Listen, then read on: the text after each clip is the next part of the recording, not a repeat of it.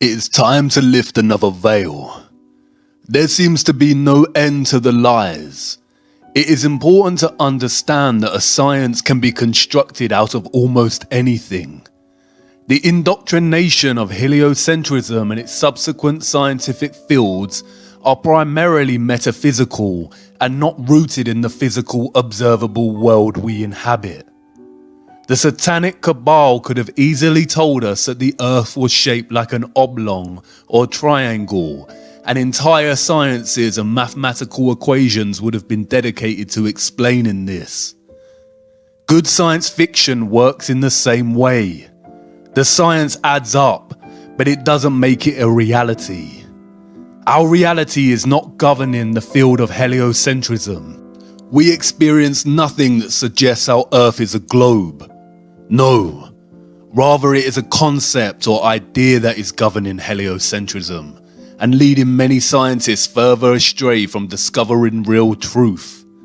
The perceivable world is at odds with scientific theory. It is deliberate deception. And this deception is also present in our geological understanding of Earth's flat plane. Throughout cultures, we come across mythological stories of creatures being turned to stone. The most famous of these is the legend of Medusa, who had snakes in place of hair and whose glance would turn people to stone. The tales are found in European, Native American, Asian, ancient Greek and Oceania culture. The stories often feature serpents or basilisks. Many believe they are our ancestors' ways of explaining petrification. Here are images of petrified animals, and here are some images of petrified wood from Petrified Forest National Park in Arizona. We are told by the scientist priests of the world that organic living matter petrifies in two ways. The trees became petrified when buried in sediment, like thick mud, or in volcanic ash. Look closer at the petrified trees. They haven't just turned to stone, but are composed of crystals. A cataclysm such as a mud flood or volcanic eruption literally turned wood and living matter into crystals. The object, we are told, needs to be impacted so oxygen and bacteria cannot reach the matter to begin decomposing it. Yeah, right. Why we believe such nonsense in the first place is beyond me. We bury our dead and they decompose. They do not turn to stone or crystal. And a volcanic eruption produces volcanic ash. This ash is destructive, as Wikipedia tells us. It can affect human and animal health. It can disrupt electrical systems. It can destroy aeroplanes and buildings, ranging from complete or partial collapse of roofing. And yet scientists tell us it is this same volcanic ash that is responsible for the phenomenon of wood petrification. Thousands have died at the hands of volcanic eruption. Why don't we see petrified human bodies of crystal? Why do the victims decay? And it isn't the lava. Lava would melt bone. Volcanic ash does not cause petrification. This petrified wood is laying out almost intact and neatly for the world to see. It also appears that they have been cut into tiny chunks. Did the ash or sediment also chop this wood before turning it into beautiful crystal? And if not, then please find me the ancient saws that can cut through stone and crystal. This is nothing more than mere theatre for the gullible. Sediment and volcanic ash does not explain petrification properly. A frog does not just turn into stone. You can even find petrified honeycomb and beehives. During the course of its life, the bumblebee will buzz to and fro collecting nectar and pollen from the flowers. It can detect both the presence and pattern of electric fields of the flowers. It does this to gather information on the flower and find out if it has recently been visited by another bee. Once they have collected enough nectar and pollen, they return to the nest and deposit this into wax cells. These wax cells are constructed into symmetrical, hexagonal forms. The honeycomb is a mass of hexagonal prismatic wax. The bees have an innate intelligence to construct their honeycombs with hexagonal tiling because it creates equal-sized cells, while minimizing the total perimeter of the cells. In other words, it is economical. It uses the least material to create a lattice of cells. The geometric efficiency of the hexagon can be seen everywhere in nature. The dragonfly's eyes are composed with hexagonal efficiency. Look, the hexagon is everywhere. No two snowflake patterns are the same, but they all share the same fundamental hexagonal geometry. And then there is the case of flax plant stems. As you can see, each individual fiber is hexagonal in shape. This is not an accident. No Kabbalah Ein-Sof randomness, luck of the draw. This is intelligent design. The natural world grows and develops with efficiency. The stem consists of hexagonal columns that allow it to grow upwards, and the result is this. Beautiful plants and trees grow upward towards the sky.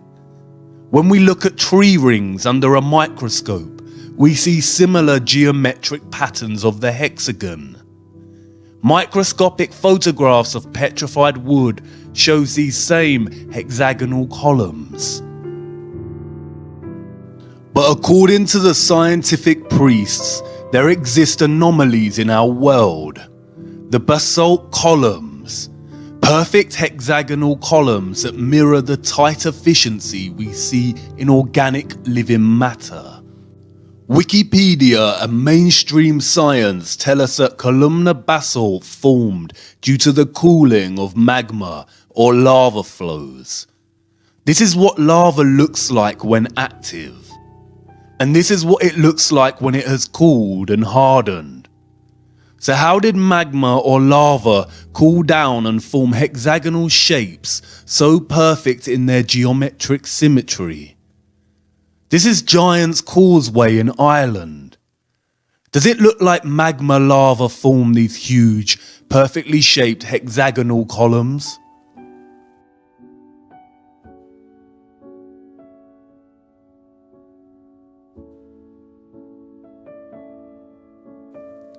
I want you to imagine that you are a child again, beset with curiosity at the wonders of the world. What do you see? Devil's Tower in northeastern Wyoming, the world's most famous structure of basalt columns. A pilgrimage for rock climbers who venture up the seemingly endless chimneys between the columns. They tell us it was formed by igneous lava. What do you see now? I know what you see. Traces of old volcanic magma that cooled and formed a rock mesa. We weren't even given a chance. We all know this film. Steven Spielberg weaving his sorcery and solidifying the satanic name, Devil's Tower, and pushing the alien agenda on us once again. Constant distraction. It wasn't always called this. The Native Americans called it Mateo Tepe, or Great Bear Lodge, and there is entire folklore surrounding it. It wasn't until 1875 that Richard Irvin Dodge gave it a satanic name, and which President Roosevelt immortalized in 1906 when he designated it the first US national monument. This is not solidified lava flow. It is the remains of a giant silicon-based tree. This is the real petrified tree, and this is the distraction, the control, the lie. These were not formed from volcanic ash. They are remnants, tiny branches and twigs from something much larger and long forgotten. Look closer as these climbers venture upwards. You can see the individual hexagonal towers, much like the individual hexagonal fibers. Some fibers become loose over time and break away from the overall mass. Look closer at the cracks and broken parts of the outer stem.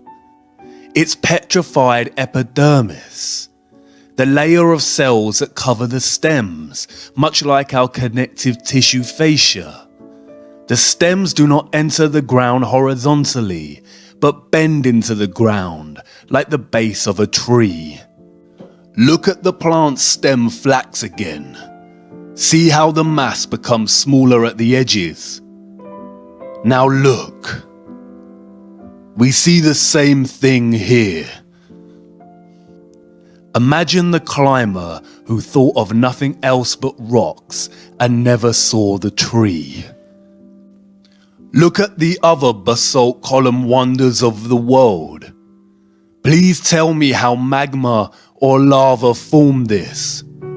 Did the magma flow just stop in midair and begin to cool and solidify into these hexagonal columns? Just as divine creation gave other organisms the innate intelligence of hexagonal efficiency, these columns were part of living trees. Our flat earth is fractal. It is a case of the microcosm and the macrocosm. A great, majestic wonder with nothing similar in sight for miles around it. Lava could not have formed this even if it tried.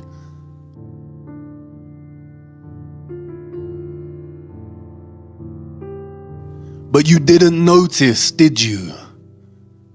Can you not see it? We were born with sight and we've become blind. Your eyes have become traitors over time. Look closer. The top is flat. This tree was cut down.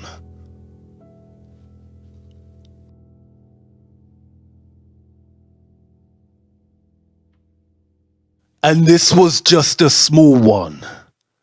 These giant tree stumps are literally everywhere.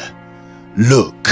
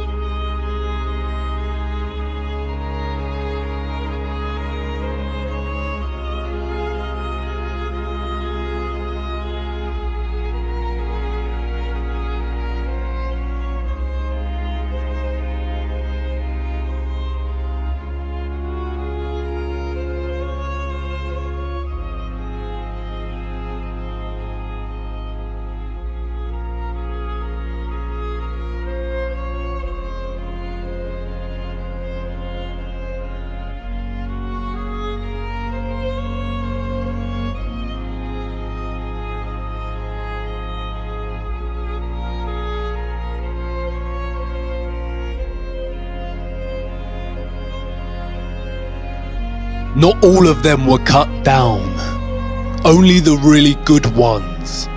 Others were blasted, torn, and laid down. Look.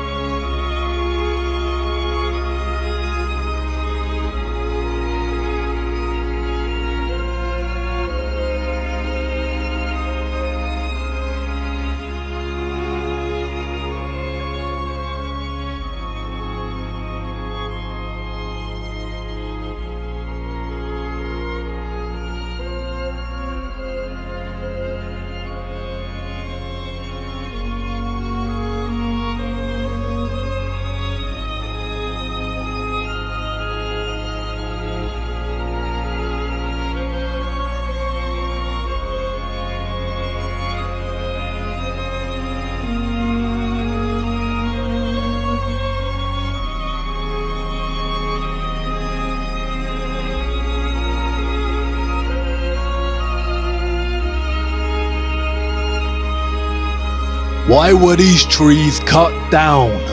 What on earth happened?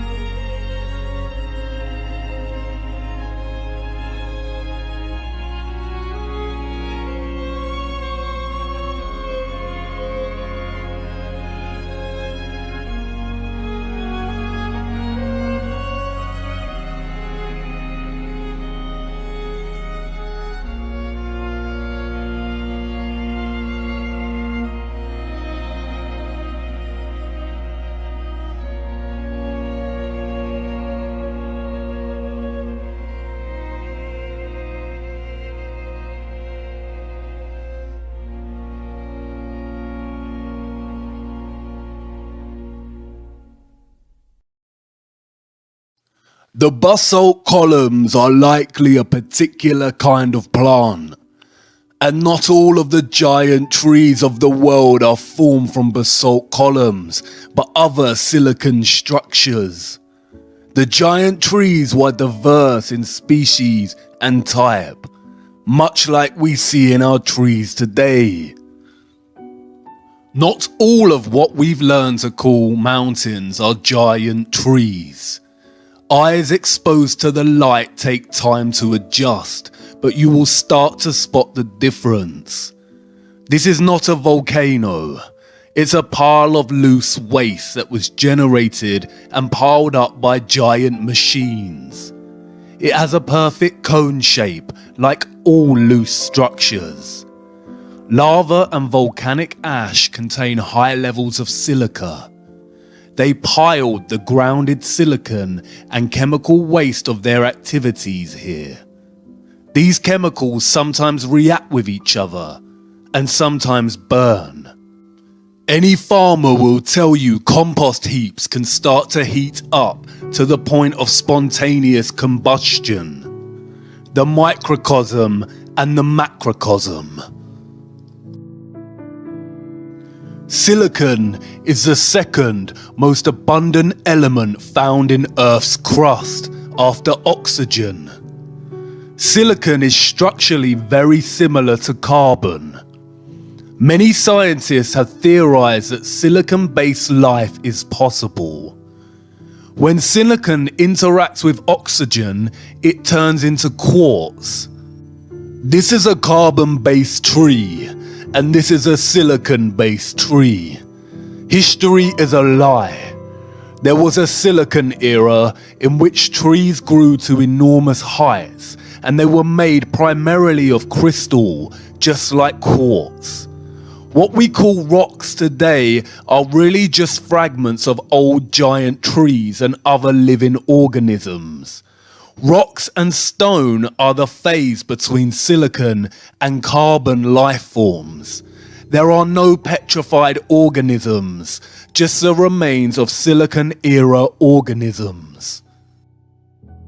More than 75% of the Earth's volcanoes reside in the Ring of Fire, a major area in the basin of the Pacific Ocean, the deepest ocean on Earth.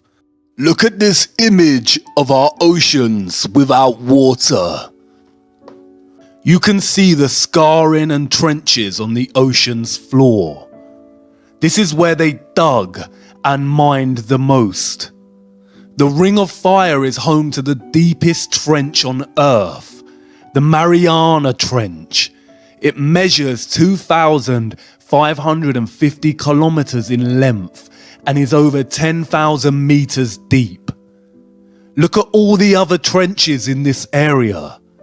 It is not a coincidence that the largest volcano on Earth, the Tamu Massive, is located right next to these trenches under the water. It is the size of the United Kingdom. The extent of the mining here has created 452 ocean waste piles, or what they call volcanoes. You see, there never used to be oceans on Earth like we know them now. What is now the oceans was once covered in deep silicon crystal. All life was primarily silicon-based. Silicon does not need water to grow. It is very different from the carbon-based life that we know of and experience as humans. Only carbon-based life needs water to survive. Scientists have found an unusual amount of carbon in the ice of the Earth's poles that dates back thousands of years. This high amount of carbon in the ice shouldn't be there. They tell us its recent presence is because of burning fossil fuels since the Industrial Revolution, but that doesn't explain the carbon that dates back thousands of years. It suggests there was a huge worldwide fire at some point in our history. Carbon was brought into Earth. Silicon is usually bound with oxygen. We are told that in order to reduce the silicon to its purest state, which means removing the oxygen molecules, carbon must be used. Silicon is purified through a reaction with carbon in the form of coal, charcoal, and heating to 2000 degrees in a furnace. They mined the silicon out of Earth and harvested the giant silicon trees and used a vast amount of carbon to purify the silicon. Our oceans contain 38,000 gigatons of carbon. 1 gigaton equals to 1 billion tons. But silicon is the second most abundant element in the Earth's crust. Carbon presence in the Earth's crust is actually very low. Carbon life was never meant to be.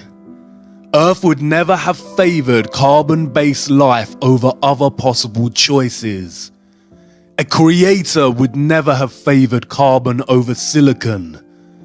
Silicon would form an unbelievable, beautiful world. It binds to oxygen 5 times stronger than carbon. Carbon is weaker and combined with many other elements. Because of this, our lives are short and susceptible to disease. But again, not all mountains are trees. There is a reason you can feel completely changed spiritually and physically in some parts of the mountains and then feel a sense of the barrenness in other parts. This is a cuttlefish, the largest bucket wheel excavator in the world today. The rotary excavator works by scraping the land and leaving a concave wall of stone. Look at these cliffs in Australia. They are called a wonder of the world, the wave rock. But can you see the resemblance? It is not a wave of rock. It is the scars of giant rotary excavation. We can find representations of gigantic machines in the pre-Spanish pottery displayed in Costa Rica and San Francisco. Imagine you are a rural inhabitant and you see one of these, much more gigantic in scale, and for the first time. You would too think they were some kind of mythical monster. Look at Tula, the ancient capital city of Toltec. They revered these beings and paid homage to them with sculptures on top of their half pyramids. Look closer at their hands. They look like they're holding drills or power tools. Look at this drawing. It depicts beings in some kind of metallic suit, with helmets that cover their entire face for protection, and what looks like to be swords in their hands. We are told these artifacts were made before metal was discovered, but that is clearly a lie. Look at these images of quarries. You see the tiered, stepped structure. It is a formed structure with right angles when viewed from above. The excavators take huge chunks of land, and this is the remaining result. They have lied about everything. What they call ravines, cliffs, valleys are nothing more than quarries. Look at the valley passages and limestone cliffs that border it. Massive chunks of land were excavated and carved out. Now look at the rest of our world. Quarried tiered stone. You can still see the traces of machines' tracks on the ground as they gutted the land. It is a wasteland. In some old quarries, there is a lot of moisture and people are able to do farming and plants regrow. This is not a lake. This is a flooded quarry. Look at the Caspian Sea. It is a giant flooded quarry. And these quarries are literally everywhere. Tibet Mountains, a 6,000 meter quarry. Grand Canyon National Park in America, huge quarry. Lake Louise in Canada, flooded quarry. The Red River Gorge in America, quarry. The Peak District in England, a quarry with new growth.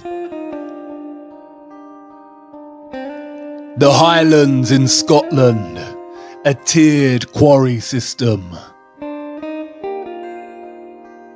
Snowdonia in Wales, a flooded quarry system. Blue Mountains in Australia, a huge gutted quarry. The The Blue Mountains again. Compare this wall to the human marble mining in the Alps. We have to wake up. Tongariro National Park in New Zealand. Quarried waste heap. Utah State Park, a huge quarry.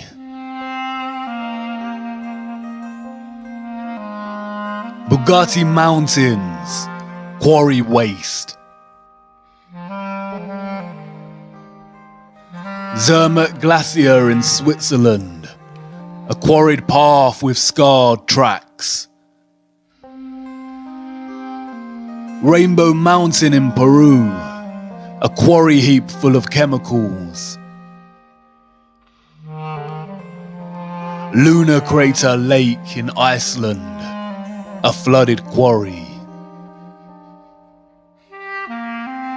Namibia Desert, vast quarried waste.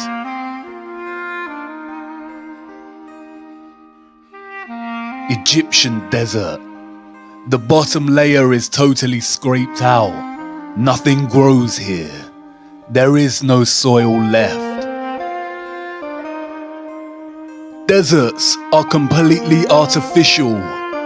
They are the result of giant-scale mining activities so barbaric that they removed all soil and living life. Australia is a huge quarry with barely any soil, just red dust. The Sahara Desert is gigantic quarry waste. What is sand? It is silica or silicon dioxide. Sand is grounded, fine silicon dust. Just like we see sawdust when cutting down carbon trees. It is the remains of the silicon trees. Baltic amber often washes up on the shores of the Baltic Sea. Amber is fossilized tree resin. 90% of the world's amber comes from here. There is so much amber in the oceans, it shouldn't be there. It is the waste of the large-scale mining of Earth's old gigantic trees. There is not an area on Earth that throughout history has not been mined. There are no natural rocks, mountains, cliffs, ravines, plateaus, canyons, deserts on Earth. Earth is not a spinning planet that's evolved over time. It is an old, flat quarry. They have lied to us about everything and hidden the true barbaric history. A tremendous sin. Did you know that trees communicate via root systems? Through underground network systems, the wood wide web. They communicate via slow pulsing electrical signals. There exists entire cave systems of crystal under the earth. They say caves form from water erosion, but why are there gigantic crystals in so many of them? These are not caves.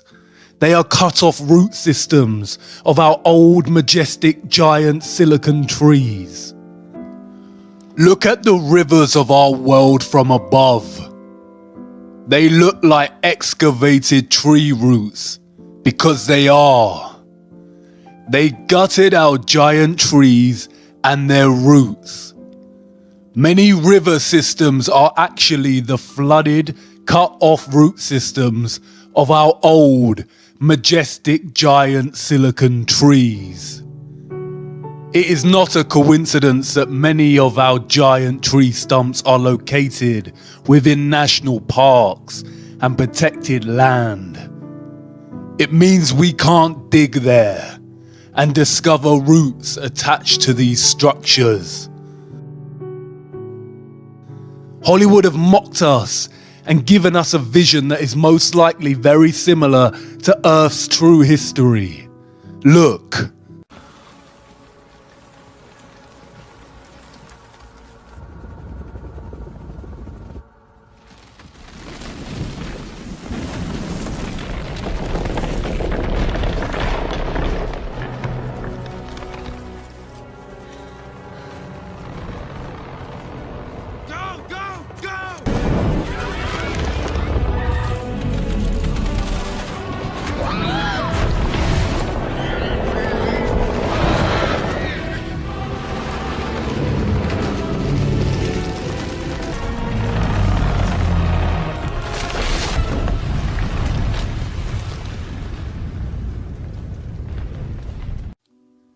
It's interesting that the director of this movie, James Cameron, also has an obsession with diving down into the Mariana Trench.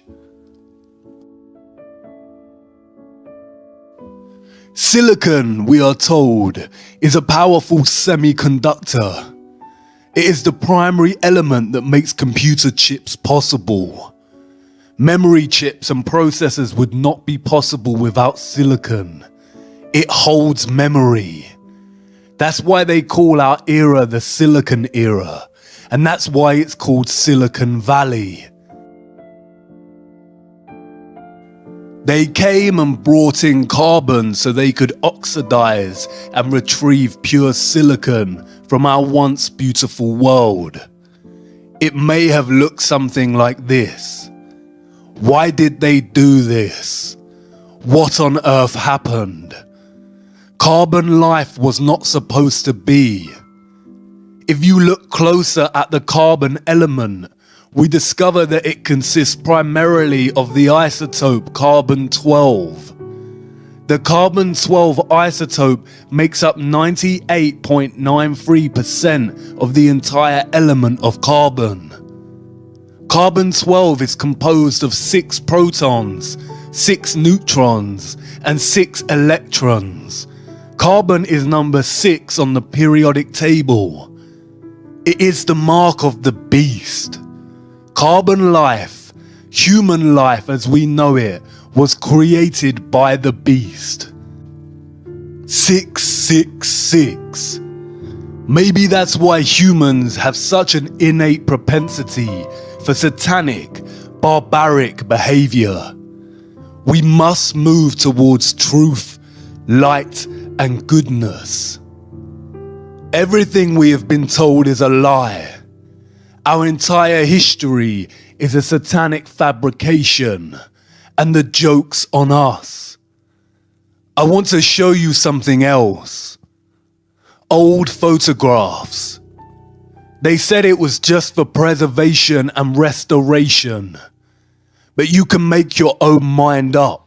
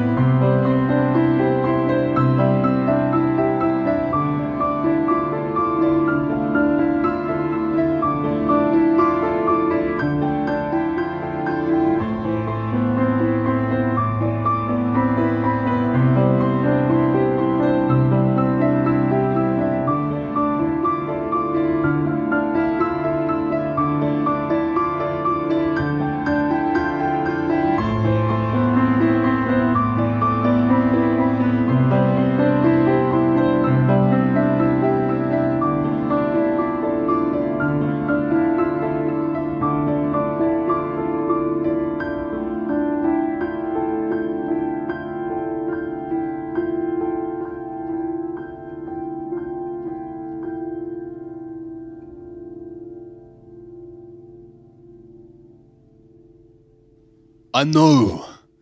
Come on, we have to keep going. There isn't much time left. Let's go to episode 12. We're almost there.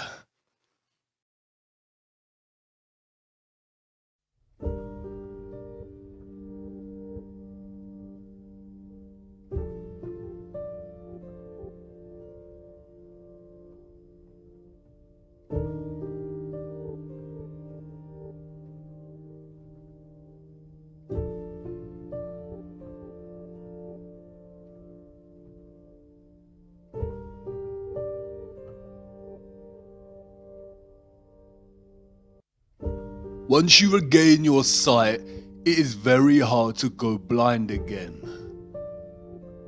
The programming and brainwashing runs so subtly deep that we have all come to associate the notion of ancient with underdeveloped, less technologically advanced, and believers of mysticism. Consider the structures built throughout history.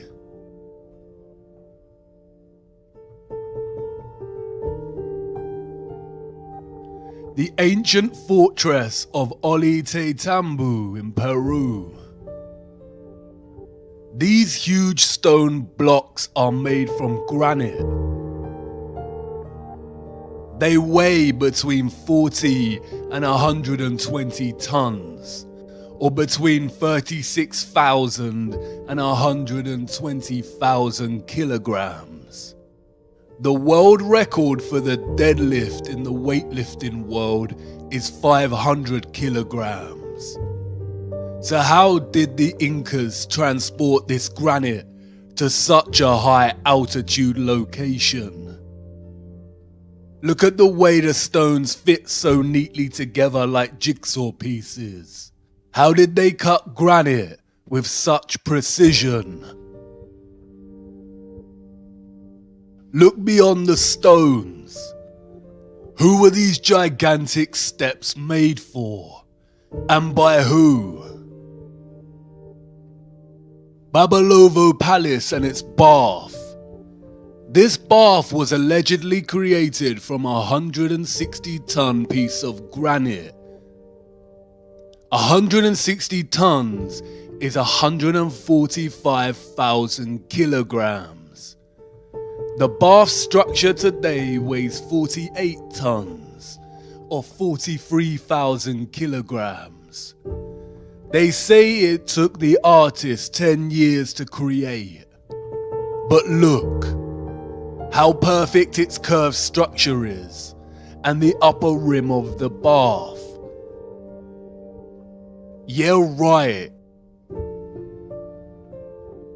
No matter what fabrication they attach to this, creating such a structure by hand is impossible without advanced machinery.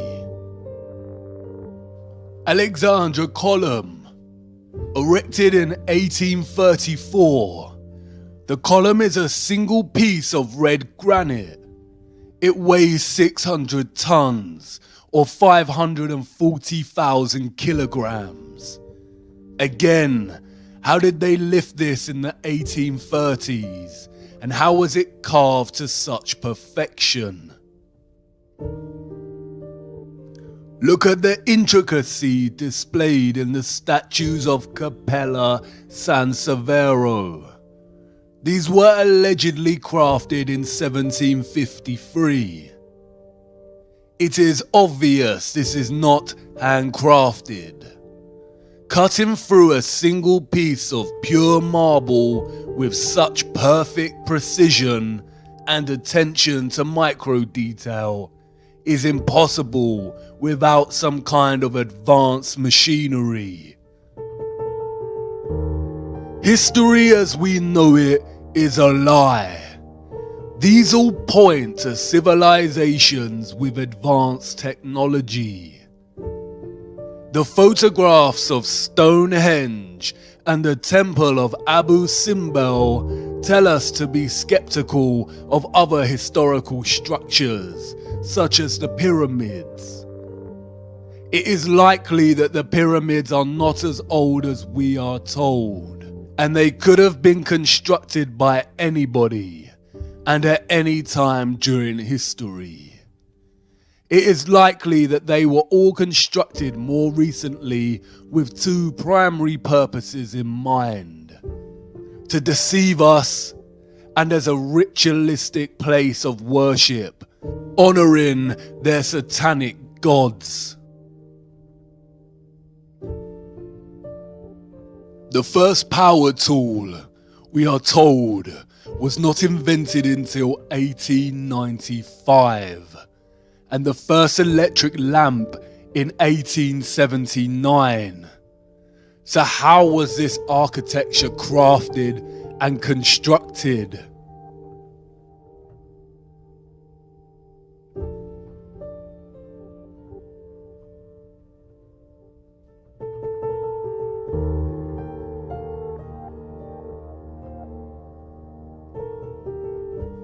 It is so obvious this is not the truth. If you really look at all the cities of the world, you can see their stone structures and design would have actually been impossible if we are to believe the fabricated pre-industrial narrative and timelines.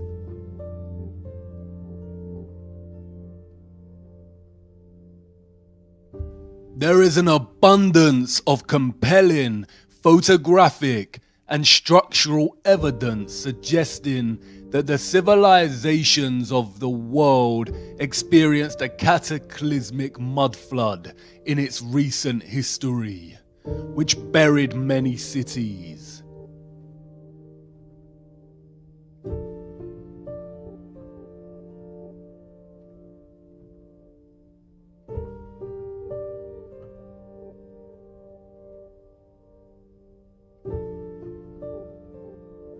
Cities with architecture built with advanced technology and that ran on free electricity.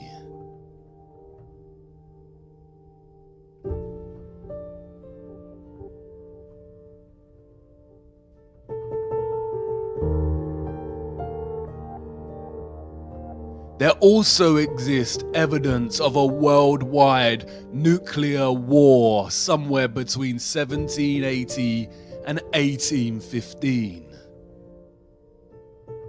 It all points to an early 19th century worldwide reset through depopulation. We also see old photographs of nigh-on deserted cities and of birthing stations and orphan trains, suggesting they needed to repopulate large areas of the world at some point.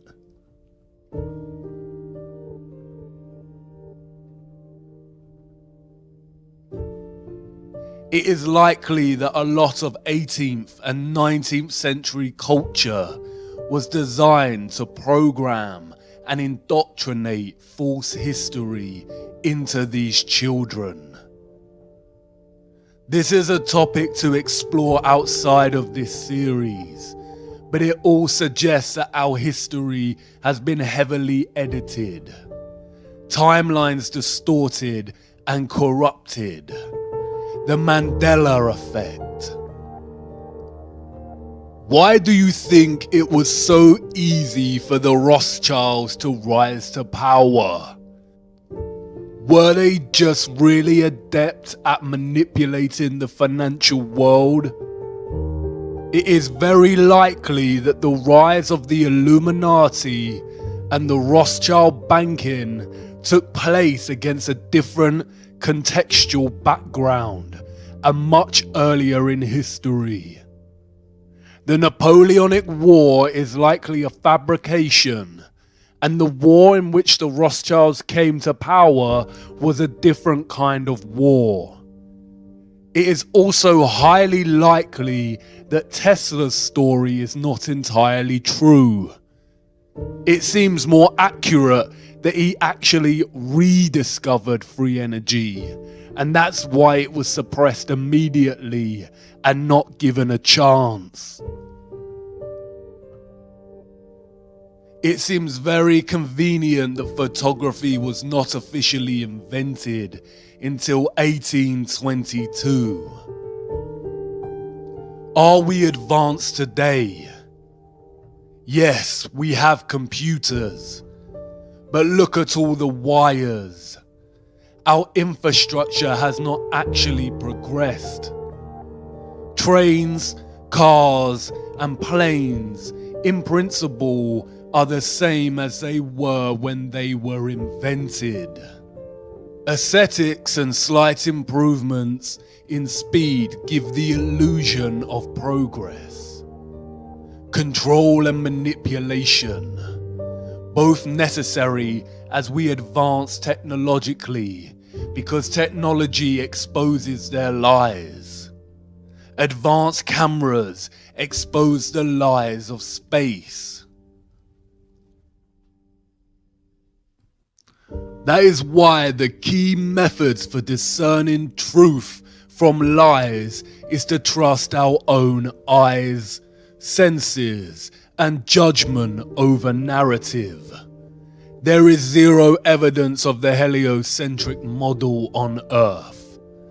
And to follow the people who run our world, follow the money, follow the bloodlines, follow the symbolism, and follow their fear. When they suppress, when they scream hoax, when they smear, we must dig and examine.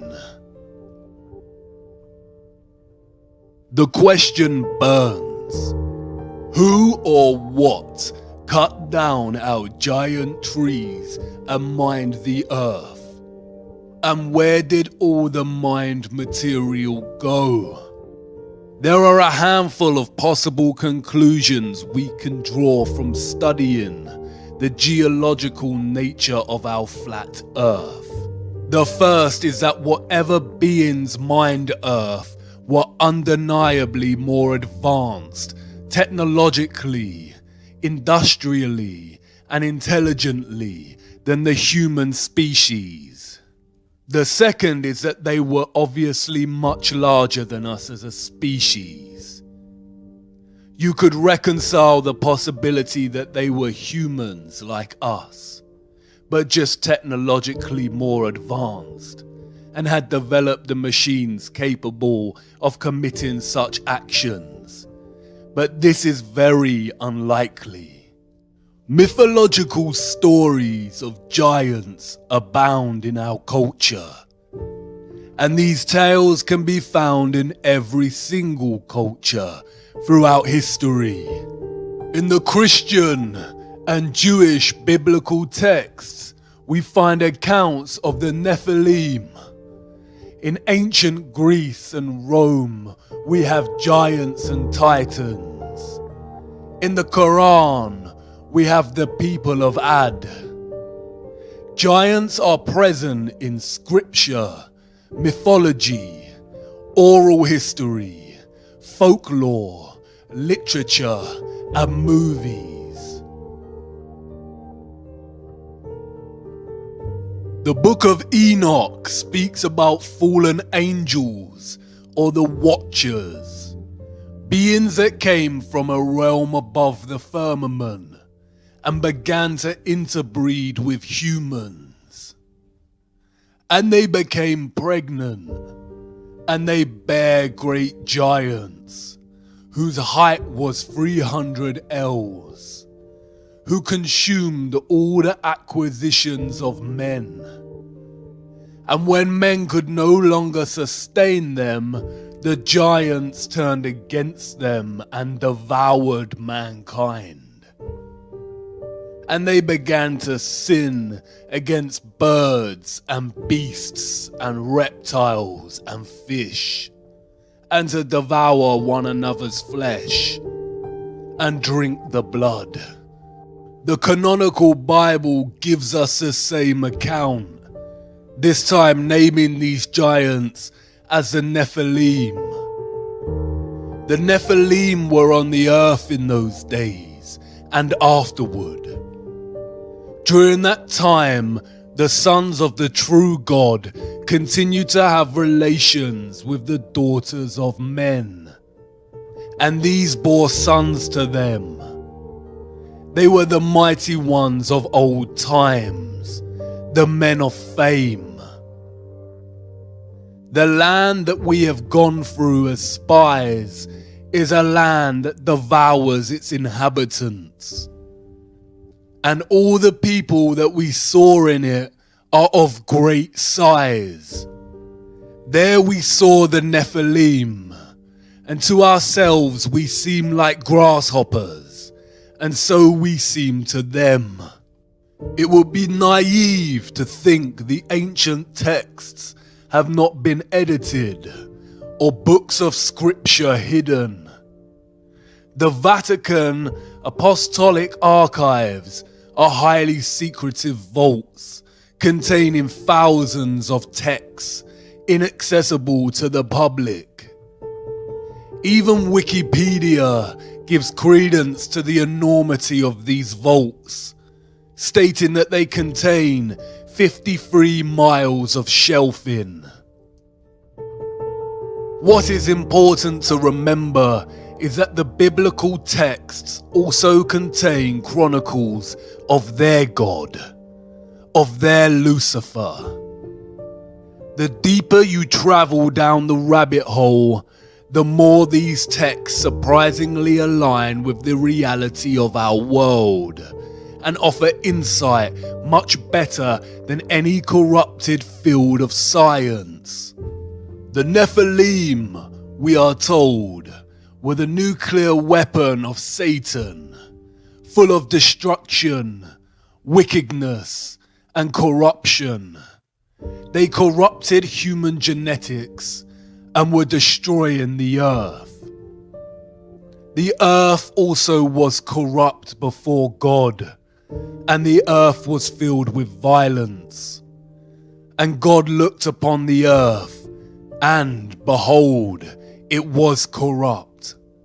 For all flesh had corrupted his way upon the earth.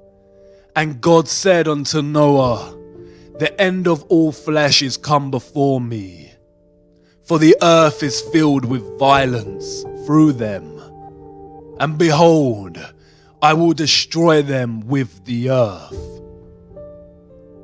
And in those days Noah saw the earth, that it has sunk down, and its destruction was near. And all the fountains of the great deep burst forth, and the floodgates of heavens were opened. This is the story of the great flood that God created to rid the earth of the Nephilim and save humanity.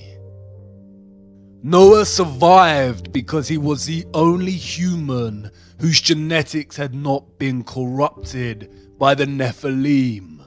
The Great Flood myth can be found throughout all cultures, including Hebrew, Hindu, Babylonian, Norse, Chinese, African, European, Mesoamerican, Mesopotamian, and Australian Aborigine. This is the same satanic method of deception we see with the many names of Lucifer throughout cultures. There is one true historical account of what happened before and during the Great Flood, but the account has been mythologized and fragmented in order to deliberately deceive and confuse. People are less likely to gravitate towards mythology when the scientists are pushing mathematical bamboozlement. The geological and natural world cannot be edited. The truth only suppressed and manipulated through narrative. These wonders provide undeniable evidence of large-scale mining of Earth. They fear us discovering the anomalies, the pieces of history they cannot cover up or overlooked when creating their false narratives. Advanced cameras prove that there is some kind of water surrounding our firmament above, and the tremendous mining of land under the oceans indicate that at some point in our history, the earth was indeed sunk down and being destroyed by a species much larger than humans. Impact craters are found everywhere. There are 190 spread across Earth. We are told they are caused by debris and meteorites from outer space. But look closer. Any geologist worth their salt would immediately ask the question, where is the remaining meteorite rock? If a meteorite of 160 foot in length crashed into Earth, then where did it go? Of course, they tell us that the meteorite mostly vaporized upon impact due to its speed. The same story over and over again. Claims that no one can actually prove. Continually putting all our faith in the priests of atheism. What are these craters? They do not appear to be quarries. There is no stepped, tiered patterns of barbaric gutting. Perhaps some were old excavation sites. But look closer at the circular, upturned rim of these craters. Now look at another wonder of our world. Geysers. Springs that occasionally eject turbulent torrents of water.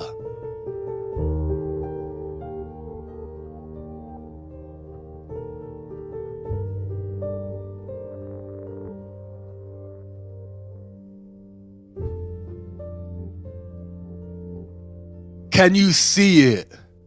The same upturned edges form from the release of water pressure. There were not oceans on Earth during the Silicon era. It's interesting how some impact craters appear to be flooded, and while others show vegetation growth in the center, most likely from the moisture. As you can see, right in the middle is the opening in which the water comes up from and releases into the air. We can see traces of the old closed opening in the crater.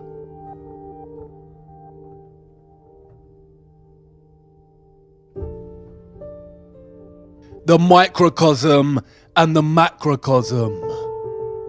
In the biblical model and ancient stories of the Great Flood, the waters came from above as the vaults in the firmament were opened, and from below, from a place called the Great Deep. The Great Deep in the biblical model is not the oceans. The Great Flood rid the world of the Nephilim, and it's possible that it was the waters from the Great Deep that filled the huge excavated land with what's now known today as the oceans. The vast amount of carbon in the atmosphere from the mining then influenced the direction of growth of all the life that followed. There are many recent documented accounts of nations' governments intervening in archaeological digs and discoveries. Many have written extensively about findings that directly contradict the mainstream narrative of humanity's historical, geological timeline and challenge the Darwinian narrative of evolution. All figures have been victims of extensive media, governmental and scientific smears, and desperate attempts to debunk and discredit. The scientific priests are always successful in stifling these voices and suppressing their discoveries. One of the most interesting of these figures is Richard J. Dewhurst, whose book, The Ancient Giants Who Ruled America, The Missing Skeletons, and the Great Smithsonian Cover-Up, examines why the various giant skeleton discoveries made by archaeologists were silenced and erased from the official historical narrative.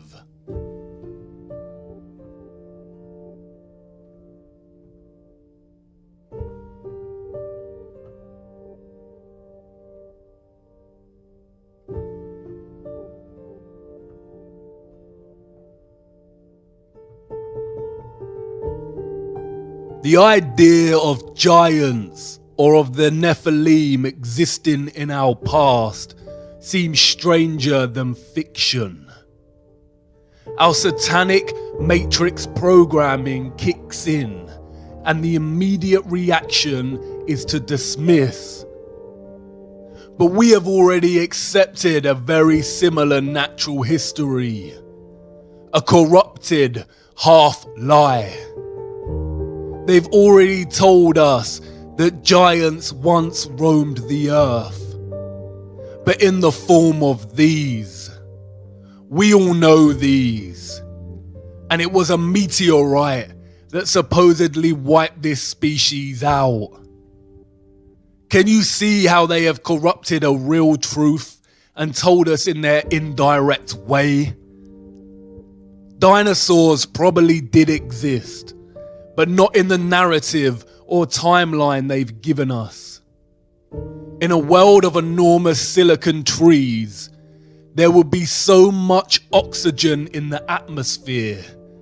Because of this, living life would grow to immense heights and sizes.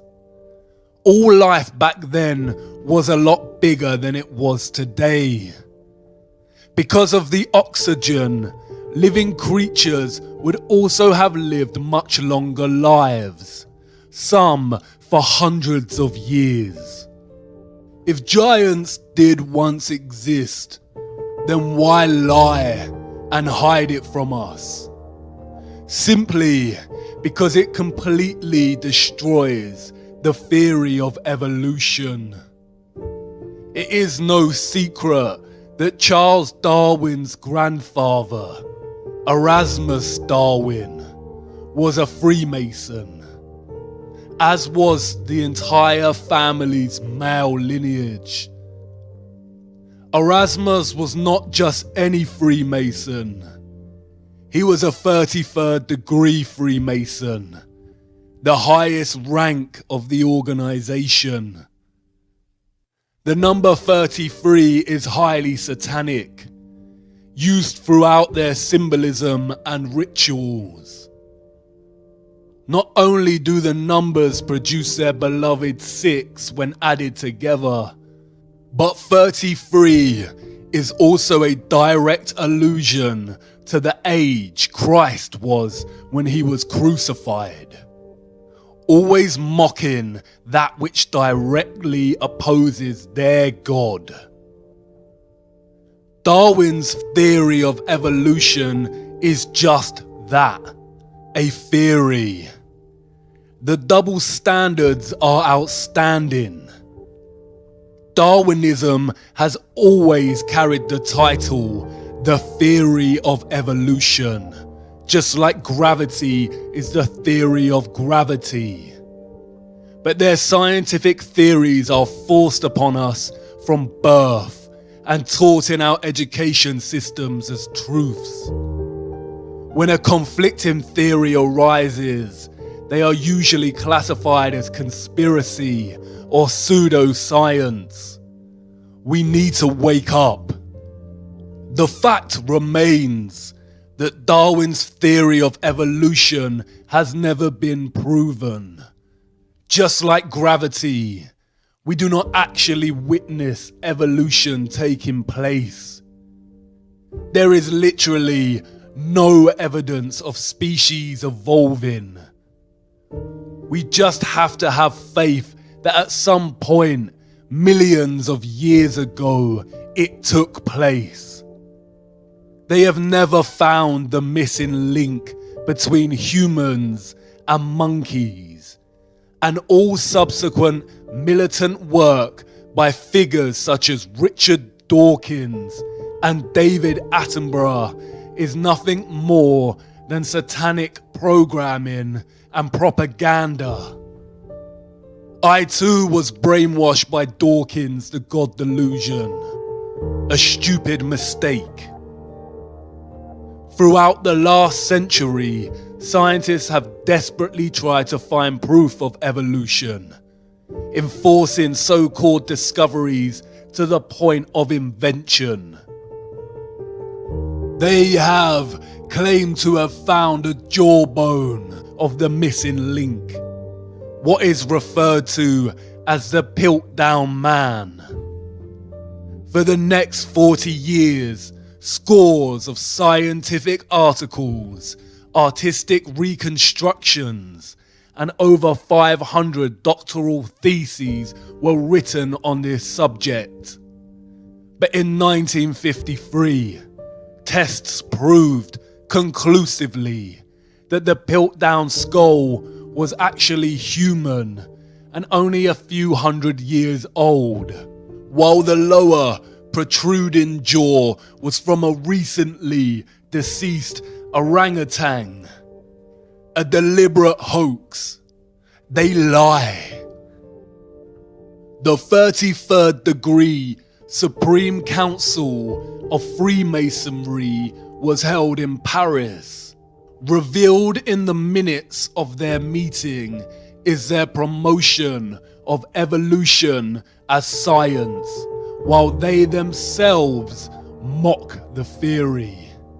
The minutes read, "It is with the scientific theory of evolution in view that we are constantly, by means of our press, arousing a blind confidence in these theories.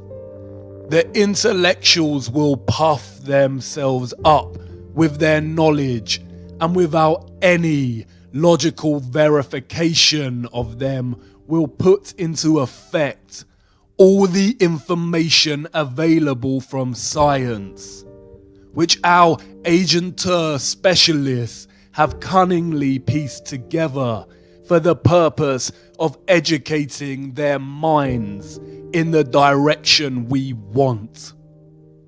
Do not suppose for a moment that these statements are empty words.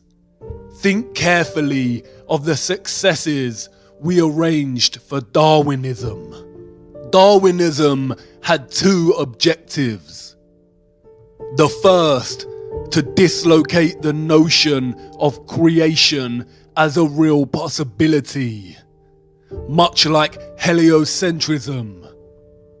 And the second, to create social Darwinism, the idea of superior races and social classes, propelling humankind into some false belief that they must succeed and beat all competition. Social Darwinism became one of the driving ideologies behind fascism, communism, capitalism, and eugenics. It is in direct conflict with the teachings of Christ. Real consideration needs to be given to the reality of the Luciferianism at the heart of the entire social, economic, cultural, and historical fabric that governs our everyday world. Real consideration needs to be given to why such evil is being committed to children on a grand scale. A select group of very rich, elite people who also happen to be psychopaths is one thing. But this is more than that. The crux of it is this: Lucifer worship, satanic slave control of the human population, and crimes against children could exist without the need to deceive us with heliocentrism. The fabrication of heliocentrism comes with great risks for the satanic cabal as our own personal technology advances. People are waking up and questioning the narrative. The spell that they cast over us years ago is slightly losing its grip. They are hiding something.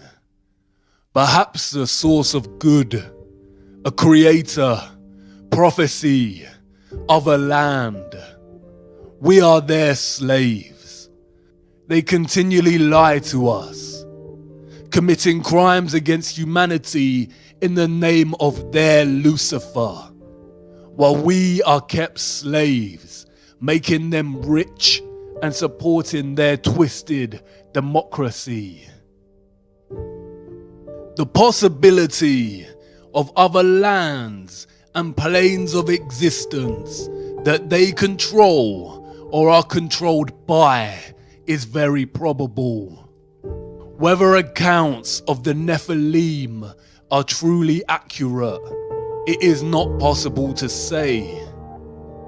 Admiral Byrd did state that there is land beyond the South Pole.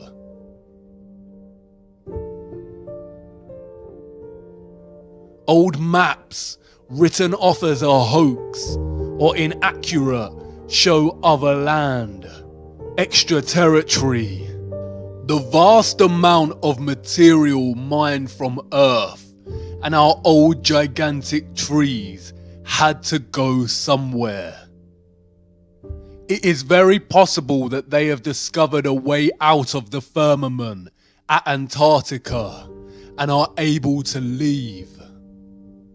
It's also possible that there are other concentric ice walls, and Antarctica is just the first one, and the foundations of the firmament lie way beyond.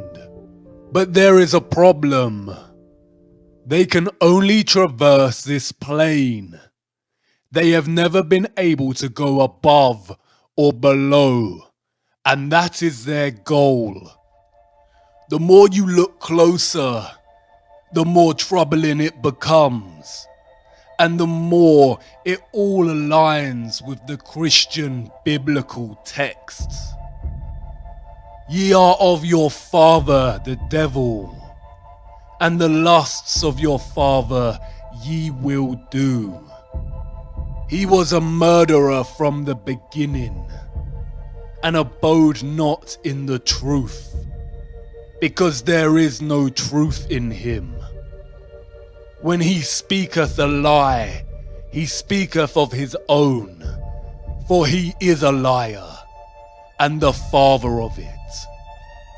Lucifer has always been clear on his ultimate goal. I will ascend above the heights of the clouds. I will be like the Most High. The Tower of Babel, the story on how the different languages of the earth came to be. Nimrod, a Luciferian gigantic king, built the tower to reach up upon heaven, to reach the firmament and be like the Most High.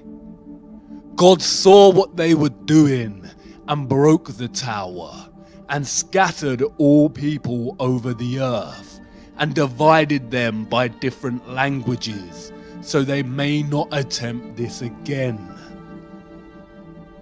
The broken Tower of Babel, the European Union Parliament building, in direct opposition to what God said not to do, unite all nations. The EU, a branch of the United Nations. Our minds programmed and manipulated by the media to think this could ever be a good thing. Union of all, a utopian lie to advance the Illuminati satanic agenda of a one world government. Their new world order, Novus Ordo Seclorum, the uniting of nations under one government, under one world currency, one world military, one world religion, the end goal, all potential threats to their system dissolved, complete control over the human slave species. A new world order. A new world order. A new world order. A new world order. New world order. And a new world order. A new world order. A new world order. A new world order. A new world order. A new world order. A new world order. A new world order. World order. A new world order. As I've told you before, because I love it so much, Novus Ordo Seclorum, a new order for the centuries, for the ages, forever. The international order. Global governance. Global governance. Global governance. Global society. Global influence. And people talked then, in 1990, of a new world order. The reference to the Tower of Babel signals another motive, a more sinister one. Lucifer's goal to ascend like the Most High. They have been trying to breach the firmament for years. Operation Dominic and Fishbowl were attempts to nuke the firmament. Although we weren't able to shatter that highest, hardest glass ceiling this time, thanks to you, it's got about 18 million cracks in it. The mysterious Libyan desert glass, scattered over hundreds of kilometers in the Sahara Desert. This mysterious glass puzzles scientists. Some theorize that it is formed from nuclear explosion. The glass is nigh on pure silica and is so strong it has a melting point of 1,600 degrees. Crystal remains. But of what? The trees?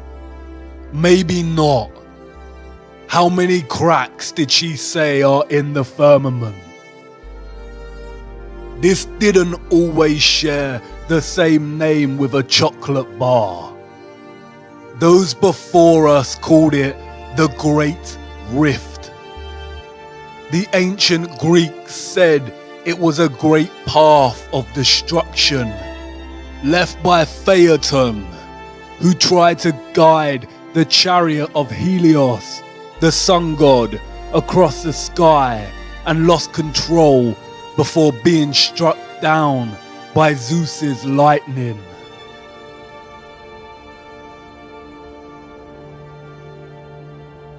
They've been trying to breach the firmament for thousands of years. The Great Rift, the scarring of their barbaric failed attempts. Glass of pure silica, a silicon dome, a semiconductor separated by the waters, the electrical conductors, powering the luminaries through vibrational electromagnetic energy. They use quantum physics to articulate the properties of semiconductors. They call it the crystal lattice. the description of atoms, ions, and molecules in crystalline matter. Look at a crystalline lattice, hexagons. Look at the atomic structure of the lattice, the hexagon and the cube. The crystalline unit cell of the cube is the most common shape found in crystal. What do they know? What energetic field of darkness are they worshipping, giving their energy to, and sacrificing children for? And then there is this. They are doing it right now while we sleep. CERN. The Large Hadron Collider. This is the world's largest and highest energy particle collider and the largest machine in the world. They are in search of the Higgs boson particle to prove the Big Bang and to understand the nature of dark matter and black holes. All lies. Look at CERN's logo. 666. Do you remember the ritual that was filmed at CERN, located on the border of France and Switzerland? Shiva the Destroyer. The same symbol adorns the boardroom of the World Health Organization. The World Wide Web was invented here at CERN. 666. Look at the dance opera they put on to celebrate the opening of this.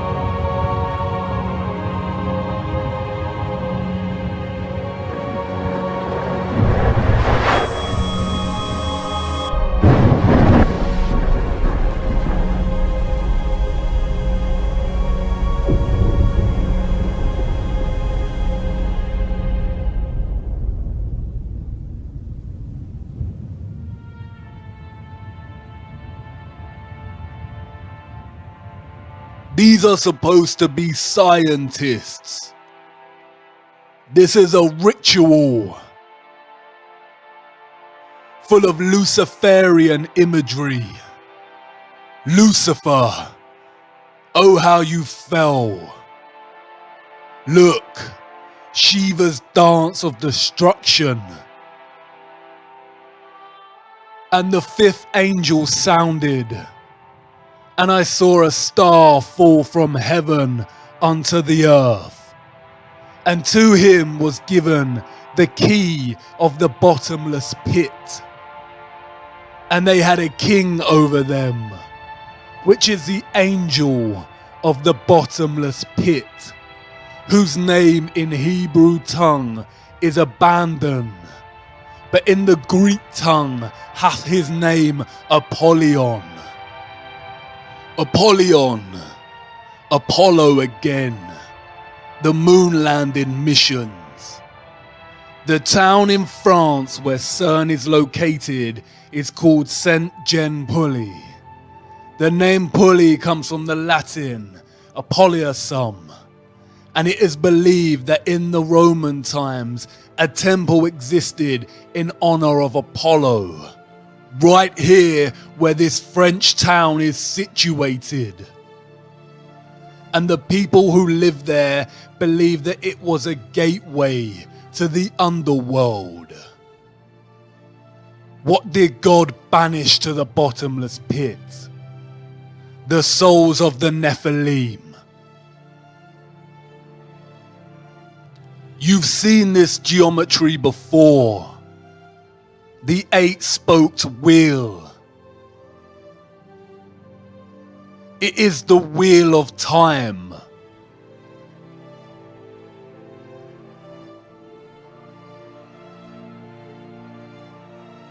Controlling and distorting time and space. They are openly telling us what they are doing. The key to the bottomless pit.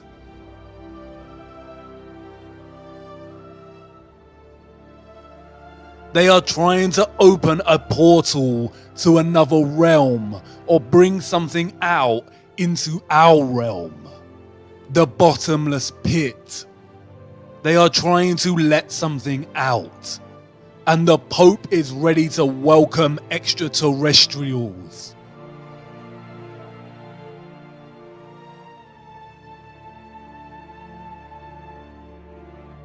The sculpture in the Vatican is called Resurrection.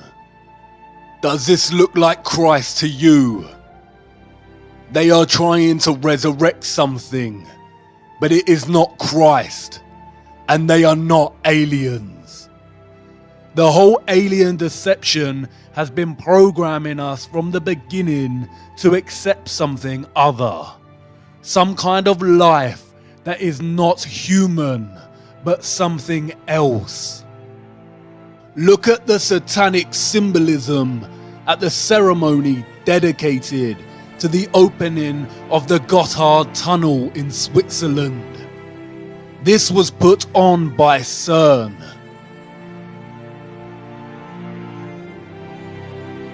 Did you really think it was just a stupid Netflix series?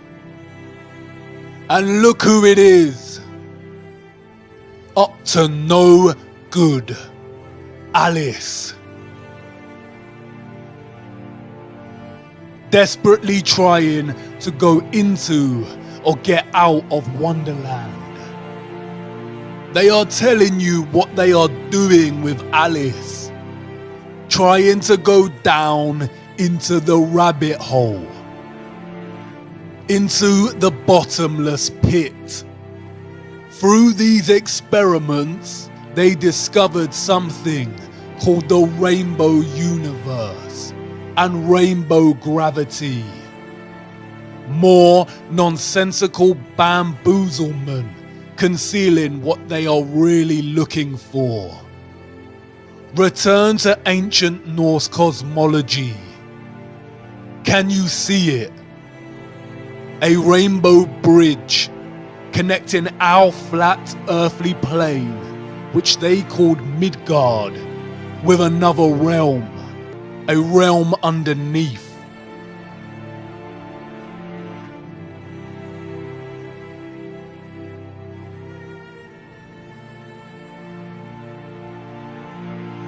You did not notice the enormous trees before, did you? Heed it now. The underworld they called Hell and Niflheim. Niflheim is very similar to the word Nephilim. Hell is the same biblical hell, or what the ancient text called Sheol. The Rainbow Bridge also connects to Valhalla, the city of Asgard, or what is known as heaven, a path to ascend to the Most High. It doesn't matter if you cannot move beyond your programming to conceive this as a real possibility. It doesn't matter if you believe in it. What matters is that they do believe in it, and they rule and own you. Stranger than fiction, a paradox. The deeper down the rabbit hole, the more upside down everything becomes. And yet it all starts to make sense. Do you understand the enormity of their lies? The human slaves of Earth, being fooled into thinking they are a random product of coincidence on a lonely rock. Learning this at such a young age and never giving it another thought. Fed to the brim with Hollywood fantasy movies, so the actual world lost its colour. Their spirituality denied, the truth of good and evil denied, any chance of living a life of righteousness replaced with the satanic worship of materialism and debased Darwinism, and all the while their masters, the cult leaders, are desperately trying to bridge realms and ascend from this plane to the Most High. What will it take to wake humanity? While they are sleeping, this is happening. The tower is being rebuilt, and the little freedom we had to begin with is vanishing. The dawn of their new world order is coming.